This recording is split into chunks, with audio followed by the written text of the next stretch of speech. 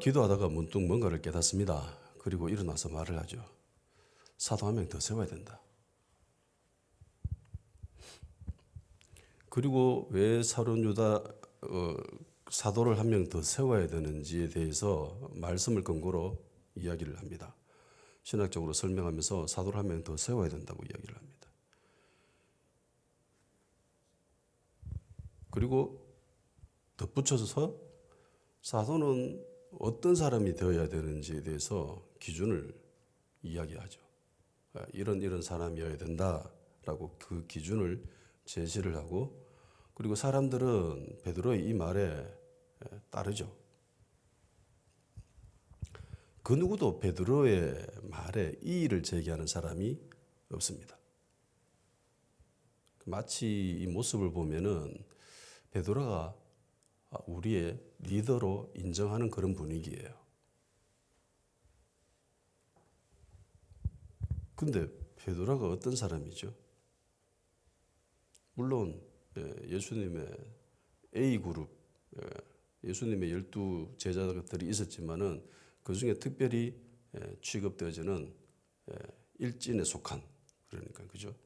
베드로, 요한, 야고보, 이 사람들은 예수님이 어디를 가든지 데리고 다니는 사람들입니다.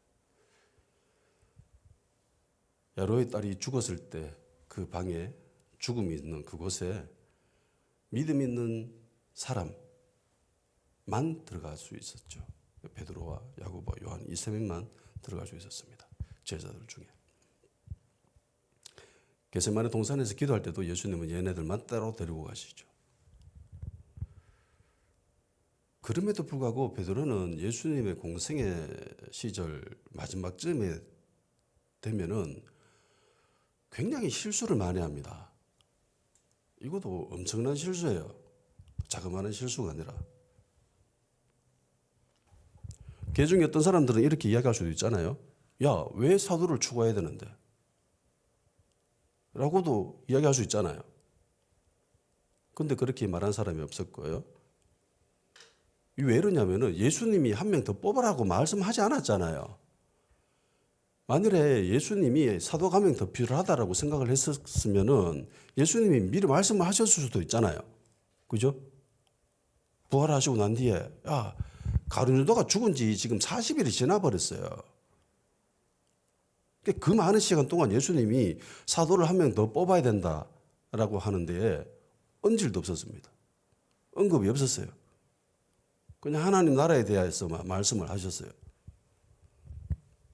그러다가 갑자기 베드로가 기도하다가 뭔가 꽂혀가지고 야, 사도 한 명 더 뽑아야 된다. 그렇게 한 거예요. 그러니까 다른 사람들 입장에서는 야, 왜 굳이 사도를 뽑아야 되는데 예수님이 그런 말씀 안 했는데 라고 이야기할 수도 있습니다. 그리고도 이야기할 수 있지요. 야, 네가 뭔데? 네가 자질 있냐? 네 자격이 되나?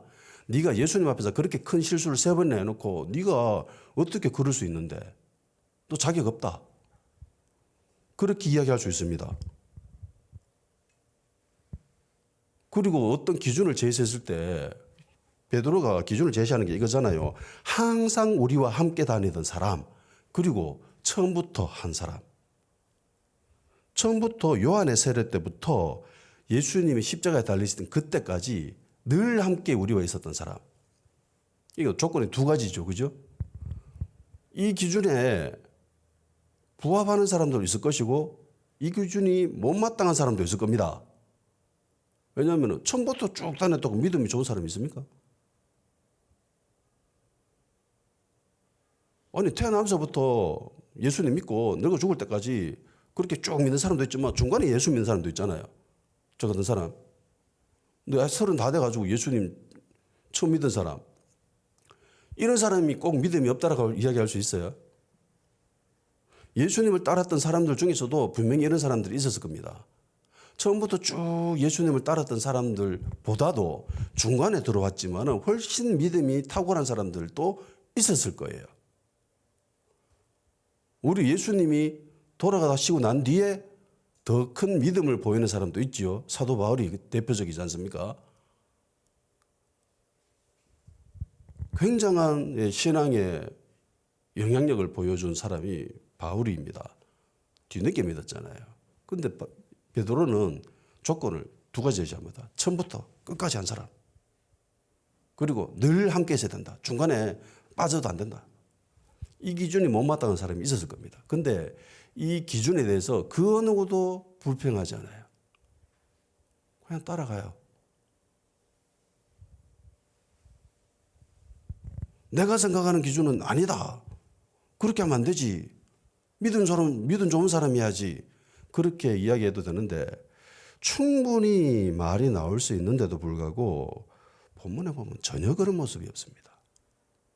이상하지 않나요? 제 눈에만 이상합니까? 모든 사람이 베드로의 말에 동의하고요. 일사불란하게 움직였습니다.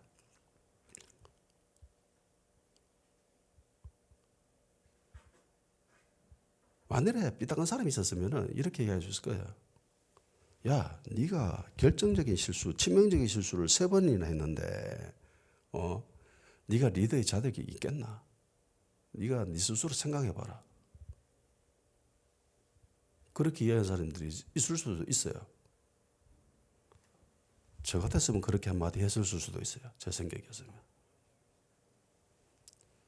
넌 자격이 없어. 네가 그래서는 안 되지.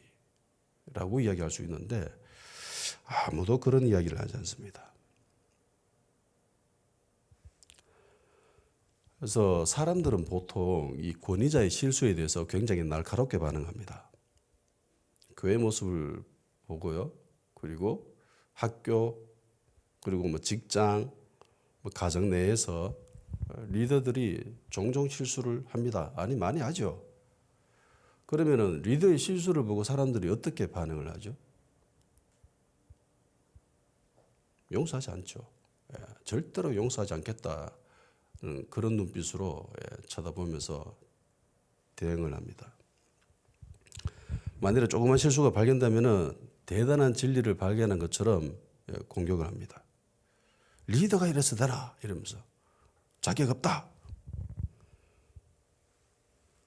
사람들이 왜 이렇게 유별나게 이 권위 아래에 있는 사람보다 권위 위에 있는 사람들을 향해서 이렇게 날카로운 반응을 보이느냐면은 첫째로 일단 권위자에 대한 거역, 불순종에 대한 마음이 있어서 그렇습니다. 좀 더 엄밀하게 이야기를 하면은 위임된 권위자에 대한 반항입니다. 성경에 처음으로 인간이 범죄하는 장면이 있습니다. 그게 하와의 모습이죠. 창세기 3장에 보면은 뱀이 하와를 유혹을 하고 하와는 뱀의 유혹에 넘어갑니다. 그리고 인류의 비참한 역사가 시작이 됩니다. 창세기 3장 1절에서 3절까지 제가 읽어드릴게요. 그런데 뱀은 여호와 하나님 지으신 들짐승 중에 가장 강교하니라. 뱀이 여자에게 물어 이르되 하나님이 참으로 너에게 동산 모든 나무의 열매를 먹지 말라 하시더냐. 여자가 뱀에게 말하되 동산 나무의 열매를 우리가 먹을 수 있으나 동산 중앙에 있는 나무의 열매는 하나님의 말씀에 너희는 먹지도 말고 만지지도 말라. 너희가 죽을까 하노라 하셨느니라. 여기서 하와가 잘못한 점이 몇 가지 있습니다. 다 이야기할 수는 없고요. 대표적으로 한 2가지만 이야기했습니다. 첫째는 하와는 뱀의 말에 대꾸해서는 안 돼요. 근데 대답을 하죠. 마귀가 질문을 하는데 굳이 대답할 필요가 있어요?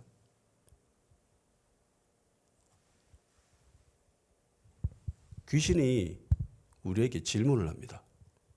그러면 대꾸할 필요가 있어요? 내가 대답을 해줄 이유가 책임이 있나요? 의무가 있나요? 없습니다. 그럼 어떻게 되죠? 무시하는 게 맞죠. 진리가 아닌 말에 일일이 대응하고 반응할 필요가 없습니다. 대답할 필요가 없습니다. 무시가 맞아요. 어떤 사람이 헛소리를 막 합니다. 술 취해가지고 계속 헛소리 하면서 막 계속 말 겁니다. 대꾸해 줄 필요가 있어요? 맞장구 쳐줄 필요가 있습니까? 술 취해서 사람 앉혀놓고 그 사람이 질문하고 이러면 나도 대답해주고 그렇게 해야 돼요? 할 필요가 없죠. 무시하는 게 정답입니다. 술 취한 사람과 대화하면은 뭐 좀 재미는 있습니다. 예, 나름 재미가 있어요. 근데 재미도 한순간이지 갑자기 어떻게 돌변할지 몰라요. 술 취한 사람이. 유튜버들 중에 전 세계를 여행하는 사람들이 있습니다. 예, 그 여행 유튜버들이 이야기하는 최고의 장소와 최악의 장소가 희한하게 겹치는 곳이 있습니다. 그게 이집트입니다. 이집트의 피라미드를 보면서 정말 경이로워하면서 그리고 그 피라미드 밑에서 호객 행위를 하는 이집트인들을 보면서 치를 떱니다. 하나같이 이야기합니다. 여기 최악이다고. 그러면서 그 사람들이 이야기하는 공통점이 있어요. 무시가 답이다. 옆에서 계속 말을 겁니다. 몇 킬로씩 따라다니면서 계속 말을 하면서 나 다 타라, 내가 가이드 해주겠다. 계속 이야기하는데 무시가 해답이에요. 한마디 말을 딱 썩는 순간 그때부터 이제 일이 꼬이는 거예요. 힘들어집니다. 무시하랍니다.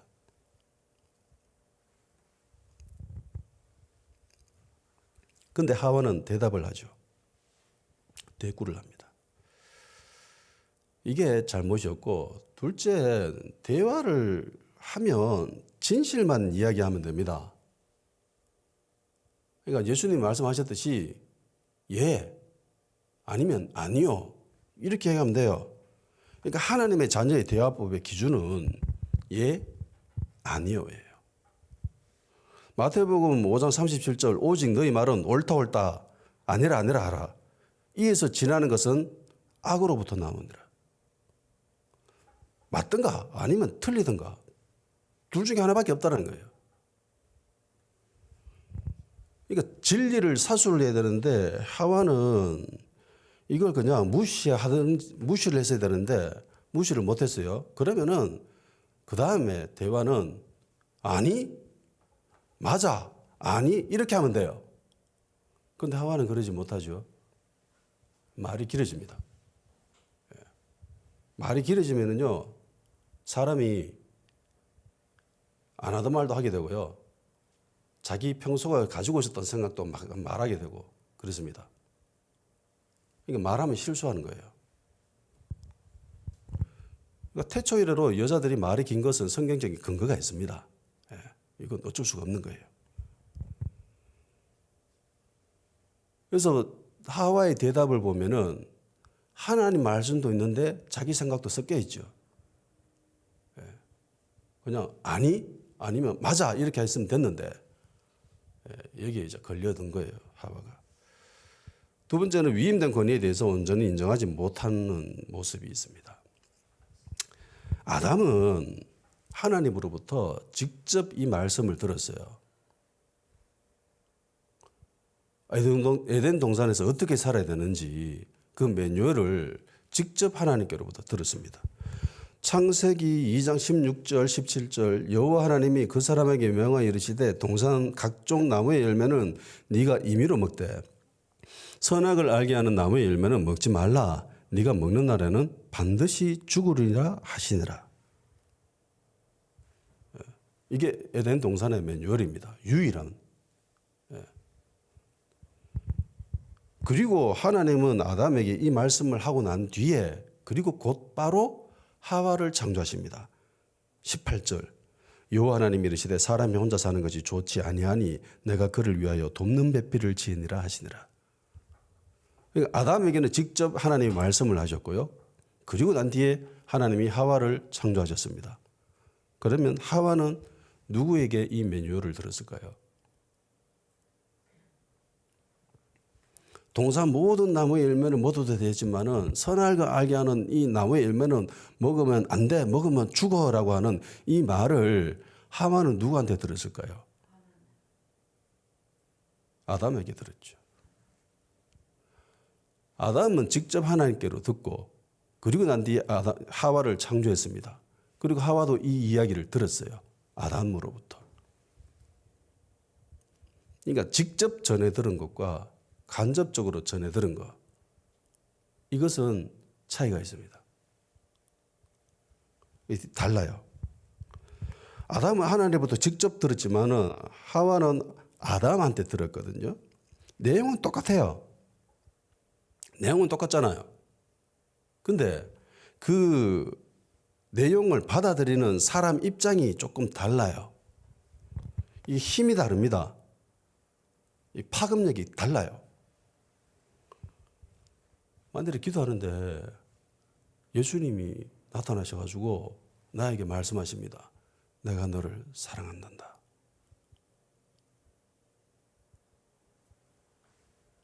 제가 그와 같은 환상을 한번 겪은 적이 있거든요. 이게 사람 미치게 하는 거거든요. 진짜. 완전 끔찍 넘어갑니다. 그러면 인생 살아가는 데 있어서 뭐 웬만한 힘들고 어려움은 아무런 문제가 없습니다. 진짜. 인생이 아무리 힘들고 어려워도 아무런 문제가 없어요. 이게 희한해요. 평생을 잊지 못하고요. 그 한 번 경험, 그 음성 하나로 일평생을 예수님을 위해서 목숨 바쳐서 섬기면서 희생할 수 있습니다.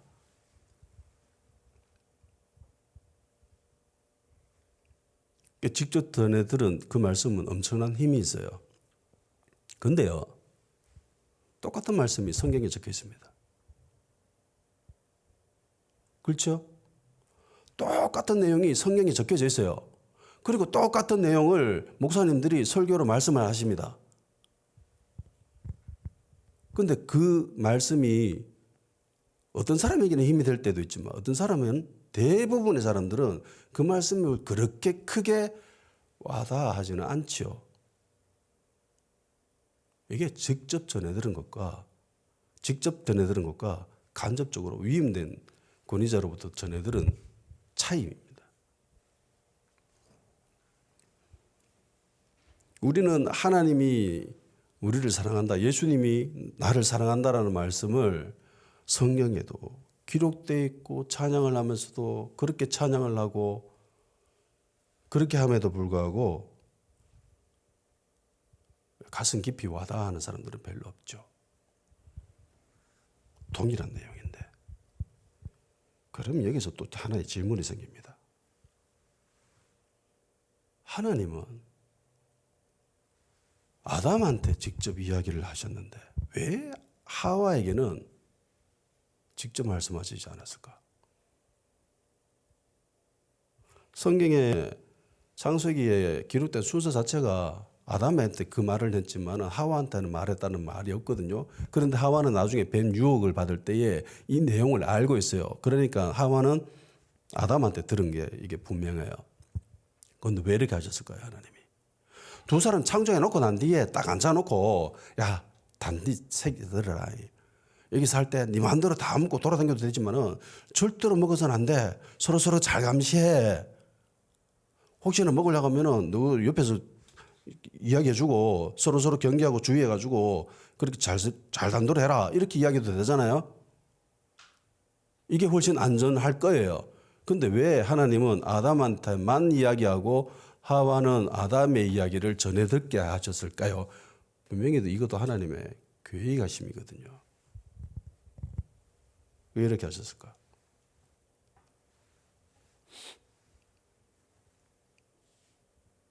하나님은 질서의 하나님이십니다. 그리고 그 질서에 따라서 살아가기를 원하신 거예요. 하와는 그 질서가 마음에 들지 않았을 수도 있습니다. 왜 나한테는 직접 말 안 해주지? 이러면서 기분 나빠했을 수도 있어요. 하와가 하는 뱀에게 이야기하는 말을 들어보면은 하와가 뭔가 불만이 있다는 걸 알 수 있습니다. 그죠?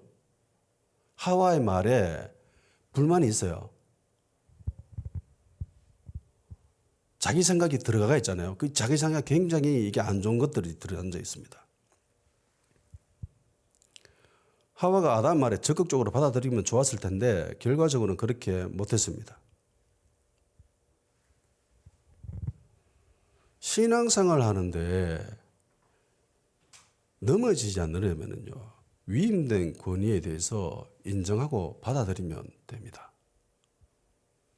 위임된 권위를 잘 존중하고 인정하는 것만으로도 많은 부분에서 마귀의 유혹을 이길 수가 있습니다. 이게 승리의 비결이에요. 근데 결국은 인간은 위임된 권위에 대해서 별로 중요하게 생각하지 않습니다. 그냥 대강 대충 뭐 적당하게 그리고 자기 생각을 더해가지고 그렇게 행동하고 생각을 하죠.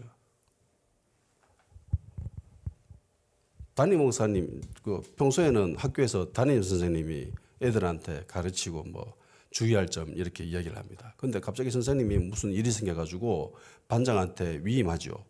권위를. 반장 네가 애들한테 이래 해라 이러면서 갑니다. 그러면은 선생님이 직접 애들한테 이야기했을 때랑 반장이 대신 선생님의 말을 전해줄 때에 애들의 행동이 똑같아요. 반장 똑같으나 달라요. 똑같이 행동하지 않습니다. 개 중에는 어떤 애들은 야, 네가 뭔데? 네가 반장이면 나가. 이러면 대들기도 하고. 난 몰라 알아서 해라 이러면서 막 도망가 버리기도 하고. 우리 때도 그랬어요. 저 때도 늘 그랬습니다. 애들이. 분명한 것은 담임 선생님이 직접 애들한테 이야기하는 것보다 반장이 대신 전했을 때 받아들이는 사람들이 훨씬 적다라는 겁니다. 최고의 권위자로부터 직접 들으면 좋겠죠. 그런데 하나님은 그렇게 일하시지 않습니다. 부자와 거지 나사로의 이야기를 아시죠? 부자가 죽어서 지옥에 갑니다. 거지 나사로는 죽어서 천국에 가죠. 지옥에서 천국에 있는 나사로를 보면서 굉장히 부러워합니다. 물 좀 찍어서 한 방울만 내 좀 떨어뜨려도 그럼 내가 좀 살겠다 이러면서 간청을 합니다. 그런데 안 된다라고 하죠. 아브라함이 안 된다라고 합니다. 그러니까 이 부자가 가족을 굉장히 사랑했는가 봐요. 지옥에 있으면서도 내 사랑하는 가족만큼은 여기 오면 안 되겠다라는 생각을 합니다. 그래서 아브라함한테 이렇게 요구를 합니다. 누가복음 16장 27절에서 31절 이르되 그러면 아버지여 구하노니 나사로를 내 아버지 집에 보내소서 내 형제 5이 있으니 그들에게 정언하게 하여 그들로 이 고통받는 곳에 오지 않게 하소서. 아브라함이 이르되 그들에게 모세와 선지자들이 있으니 그들에게 들을지니라. 이르되 그렇지 아니하니이다. 아버지 아브라함이여 만일 죽은 자에게서 그들에게 가는 자가 있으면 회개하리이다. 이르되 모세와 선지자들에게 듣지 아니하면 비록 죽은 자 가운데서 살아나간 자가 있을지라도 권함을 받지 아니하리라 하였다 하시니라. 그러니까 부자는 자기 형제들을 굉장히 끔찍하게 사랑합니다. 지옥 가는 사람들이 모두 악인이다라고 생각하는데 악한 사람이 지옥 간다고 하는데 아니에요. 하나님 법에 하나님 기준에 맞지 않으면 지옥 갑니다. 인간적인 눈으로 봤을 때 착한 사람들이 있을 수 있어요. 부자가 그렇지요. 부자는 굉장히 형제를 사랑하는 사람들입니다. 요즘은 형제를 내몰라 하면서 형제를 미워하고 심지어 죽이기까지 하는 사람들이 있는데 부자는 그런 사람이 아니에요. 자기는 이 고통을 당하고 있지만은 내 형제만큼은 살아야 된다 이러면서 천국 가기를 정말 원하는 사람이에요. 그러면서 나사로 좀 보내주세요. 나사로 가면은 걔들 정신 차리고 회개할 겁니다. 왜 나사로를 보내달라고 했냐면은 나사로가 그 부자 집 앞에서 있었잖아요. 궁극적으로 이야기하면은 짤막하게 그냥 단순하게 요약하면은 부자가 거지를 도와주지 않아서 지옥 간 거예요. 이게 하나님 말씀하신 정의거든요. 정의를 실현하지 못해서 이렇게 된 거예요. 그래서 보내달라고 합니다. 근데 아브라함이 이렇게 얘기합니다. 아니야 라고 하면서 야 모세와 선지자들이 있잖아. 그들에게 말을 들으면 돼. 모세라고 하는 것은요. 성경을 이야기합니다. 토라. 선지자라고 하는 것은 선지자들은 하나님의 뜻을 백성들에게 전하는 사람들이죠. 증거하는 사람들입니다. 요즘으로 치면 목사님이라고 할 수 있죠. 그러니까 성경 말씀과 목사들의 말을 듣지 않는 사람이라면 회개 안 한다. 안 된다라고 얘기합니다. 부자는 직접 전해주세요라고 하지만은 야 직접 전해주는 게 아니라 이 땅에 있는 하나님의 말씀과 목사님들의 말을 듣지 않는 자들은 불가능하다라고 얘기합니다. 하나님이 이런 식으로 일을 하시지 않는다라고 하는 거죠.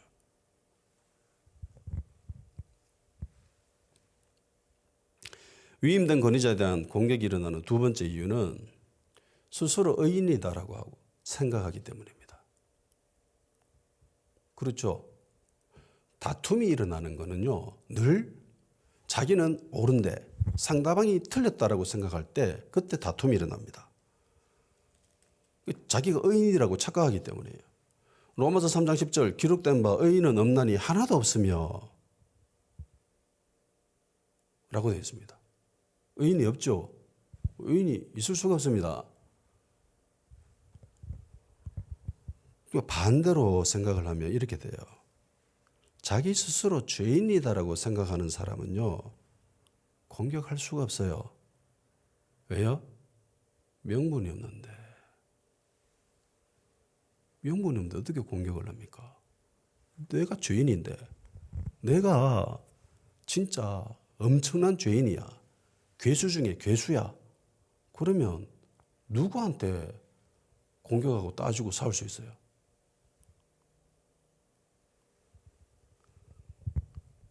빌립보서 2장 3절 아무 일이든지 다툼이나 허용을 하지 말고 오직 겸손한 마음으로 각각 자기보다 남을 낮게 여기고 라고 되어 있습니다. 아, 내보다 저 사람이 낫다 라고 생각하면 다툼이 일어날 수 있어요? 못 일어납니다. 지금 러시아와 우크라이나가 전쟁 중이죠. 서로 하는 이야기가 뭡니까? 누가 잘못했다잖아요. 러시아가 우크라이나를 공격하는 이유는 너가 낫지 아이가. 그러면서 공격해요. 우크라이나 입장은 우리가 충분히 이해하죠. 누가 뭔데 우리나라 공격하는데. 그러니까 서로 자기들이 옳다라고 이야기하는 거예요. 이러니까 다툼이 일어나는 겁니다. 러시아가 우크라이나에서 너가 우리보다 낫네 라고 생각하면 공격 못하죠.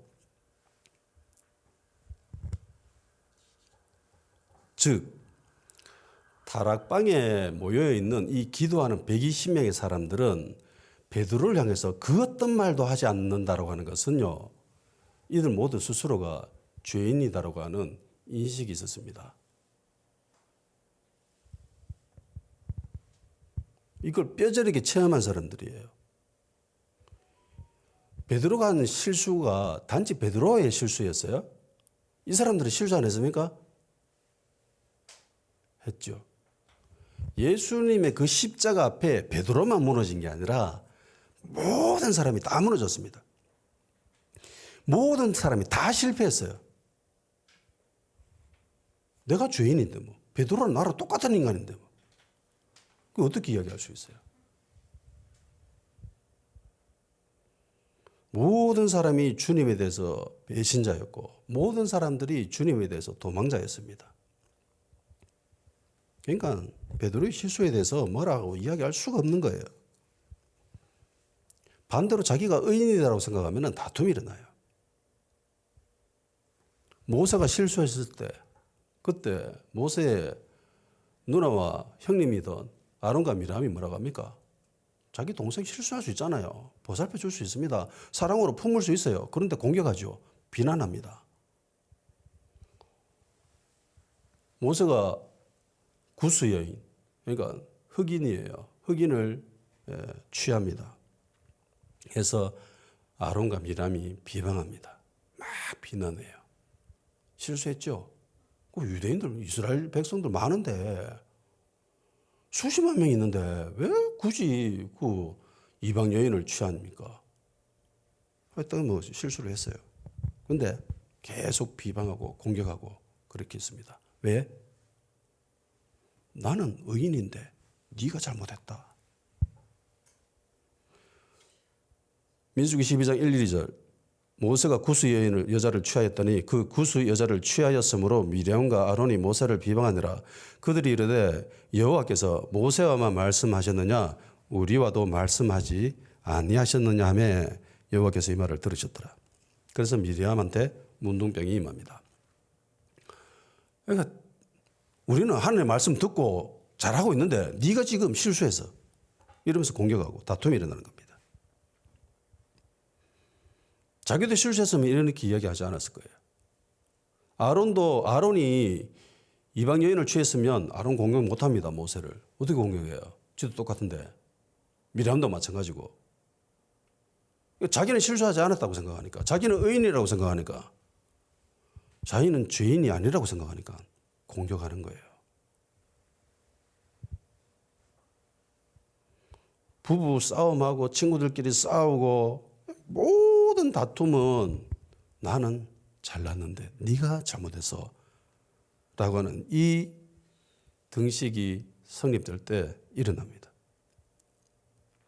교회 안에서 다툼도 똑같죠. 장로파, 목사파 나눠가지고 막 치고받고 싸우고 막 법정 막 가고 막 그건 다 나는 잘났는데 네가 잘못했어. 요 등식이 있는 거예요. 근데 120명의 기도하는 사람들은 베드로의 말에 아무도 딴지를 한 겁니다. 그냥 묵묵히 순종합니다. 베드로가 제시하는 기준에 대해서도 그냥 순순히 따릅니다. 마음에 안 들 수도 있잖아요. 선출 방식이 기분 나쁠 수도 있습니다. 근데 아무도 뭐라 하지 않아요. 그리고 베드로 본인의 입장에서 봤을 때도 드는 생각이 이거예요. 베드로는 그런 실수를 하고도 전혀 위축이 안 되는구나. 자격지심에 빠지거나 뭐 그런 모습이 별로 없구나. 라는 모습을 볼 수 있습니다. 어떤 사람은 그럴 수도 있잖아요. 조금 소심한 사람. 내가 같은 사람이 주님 앞에 이런 실수를 하고 내가 자격이 없다 이러면서 내가 입이 10개라도 할 말이 없다 이러면서 아무 말도 안 하는 사람이 있을 수 있습니다. 그런데 베드로는 당당히 일어나가서 이야기하죠. 주장합니다. 자기 의견을. 충분히 위축될 수 있고 의기소침하실 수도 있지만은 베드로는 그러지 않았습니다. 왜 그랬을까요? 그 이유가 있습니다. 의기소침해졌을 때가 있죠. 위축되어졌을 때가 있습니다. 밖에 나가서 엉엉 울었잖아요. 예수님 부인하고 자기 모습이 너무 한심했었습니다. 그리고 부활하신 예수님을 만났을 때도 베드로는 위축된 모습을 보입니다. 요한복음 21장 15절에서 17절 제가 읽어드릴게요. 그들이 조반 먹은 후에 예수께서 시몬 베드로에게 이르시되 요한의 아들 시몬아 네가 이 사람들보다 나를 더 사랑하느냐 하시니 이르되 주님 그러하니이다. 내가 주를 사랑하는 줄 주님께서 아시나이다. 이르시되 내 어린 양을 먹이라 하시고 또 두 번째 이르시되 요한의 아들 시몬아 네가 나를 사랑하느냐 하시니 이르되 주님 그러하나이다. 내가 주님을 사랑하는 줄 주님께서 아시나이다. 이르시되 내 양을 치라 하시고 세 번째 이르시되 요한의 아들 시몬아 네가 나를 사랑하느냐 하시니 주께서 세 번째 네가 나를 사랑하시느냐 하심으로 베드로가 근심하여 이르되 주님 모든 것을 아시오며 내가 주님을 사랑하는 줄을 주님께서 아시나이다. 예수께서 이르시되 내 양을 먹이라. 이 모습을 보면 베드로가 조금 위축된 모습을 보이죠. 의기소침한 모습이 있습니다. 이 말씀은 베드로야 네가 나를 사랑하느냐 이 말씀이죠. 그죠? 베드로야 네가 여기 있는 모든 사람들보다 나를 더 사랑하느냐 이 말씀을 하십니다. 베드로는 맞습니다라고 이야기합니다. 제가 주님을 사랑하는 거 주님도 알잖아요. 이야기하죠. 이 말씀은요. 베드로에게 이렇게 들립니다. 베드로야 난 널 사랑한단다. 여기 있는 이 어느 누구 사람들보다 내가 너를 더 사랑한단다. 그러니까 내 양을 먹여.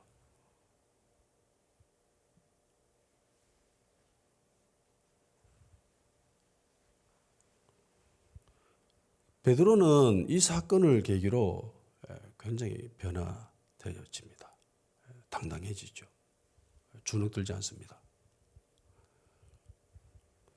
예수님의 사랑이 예수님이 하신 이 말씀으로 인해 가지고 베드로는 변화가 돼요. 그리고 예수님으로부터 사명을 받습니다. 내 어린 양을 먹이라. 이 사명이 베드로를 굳건하게 만듭니다. 넘어지지 않게 해요. 그러니까 우리를 든든하게 세울 수 있는 것은 예수님의 사랑입니다. 아멘. 주님의 사랑을 직접 듣는 것, 이게 최고죠. 아담이 하나님으로부터 직접 말씀 들었듯이 예수님으로부터 직접 듣는 게 제일 좋습니다. 그런데 그렇지 아니한다 할지라도 전혀 염려하지 마십시오. 말씀에 기록되어 있고요. 이 말씀은 우리에게 하시는 말씀이고요. 그리고 이 시대의 선지자들이 하나님의 자녀들에게 이야기합니다. 예수 그리스도의 마음을, 예수 그리스도의 뜻을 보여줍니다. 들려줍니다. 그거 취하시면 돼요. 굳이 거지 나사로가 와서 이야기 안 해줘도 모세와 선지자들의 말을 듣고 반응하면 되는 거예요. 우리를 향한 하나님의 사랑만이 우리를 온전하게 합니다. 아멘. 에베소서 3장 14절 21절 제가 다시 한번 말씀드리겠습니다.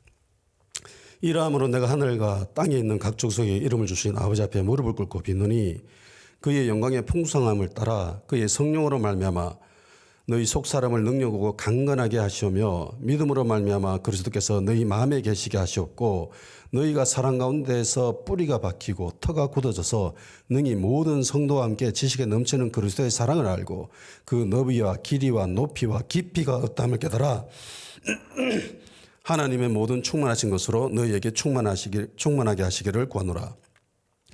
우리 가운데 역사하시는 능력대로 우리가 구하거나 생각하는 모든 것에 더 넘치도록 능히 하실 이에게 교회 안에서와 그리스도 예수 안에서 영광이 대대로 영원 무궁하기를 원하노라.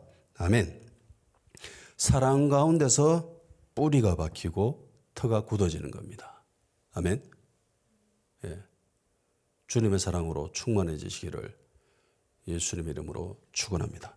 다 같이 기도하는 시간 가지도록 합시다.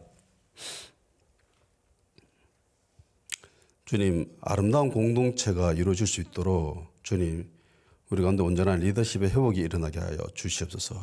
실수를 용납할 수 있는 그런 예수님의 마음을 품을 수 있게 도와주시고 위임된 권위를 존중할 수 있게 도와주시며 또한 우리가 겸손한 자 되게 하여 주시옵소서.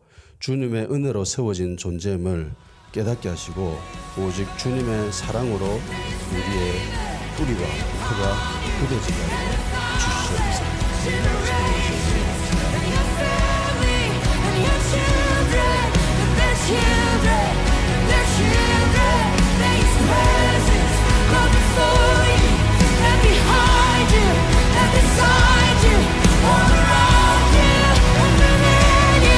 He is with you, He is with you in the morning.